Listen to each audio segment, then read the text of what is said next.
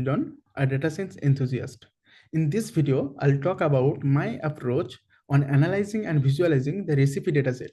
So here is the table of contents, which contains the initial setup like basic file reading, handling missing values, duplicate values, feature engineering like handling outliers, feature categorization, and the EDA part where I have answered few of business related queries. So let's walk through the code one by one. Here are the libraries I have imported, and I have pulled the dataset from Kaggle, and the dataset contains 20,052 rows with 680 columns. Here is the code of handling inconsistency and duplicate entries.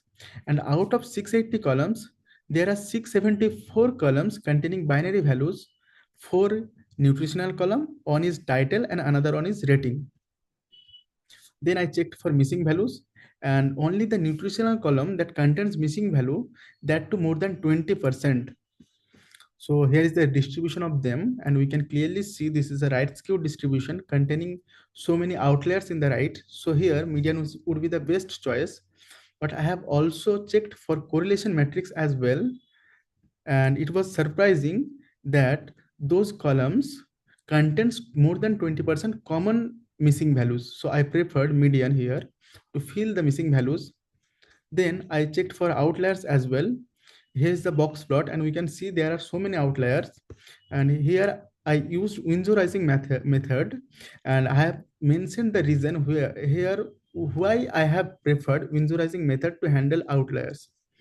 Then the most crucial part comes, which is feature categorization. Here, more than 95% column I have categorized in 6 category, which helped me further for better analysis. Okay, now the EDA part comes. So here I have answered few business related queries like what are the most common ingredients in highly rated recipe. So here is the answer, like tomato, onion, fruit.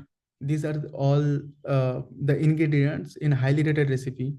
Like if someone wants to know, are there any correlation between preparation time and recipe ratings? So I have checked that there were no column containing preparation or time, but there is a column 22 minutes meal. So I have compared with it with others, and the 22-minute meals were rated highly by the users. Then I have also checked if someone wants to know top 10 highly rated recipe that provides a balance between a high protein, high calories, then this is the answer for this also. Here I have marked for veg and non-veg as well. And next, how can we improve the user experience? Then I have sectionized the recipe in breakfast, brunch, lunch, and also marked veg, non-veg. So if someone wants to have highly rated breakfast, then here is the answer. If someone wants to have highly rated lunch, then here is the answer.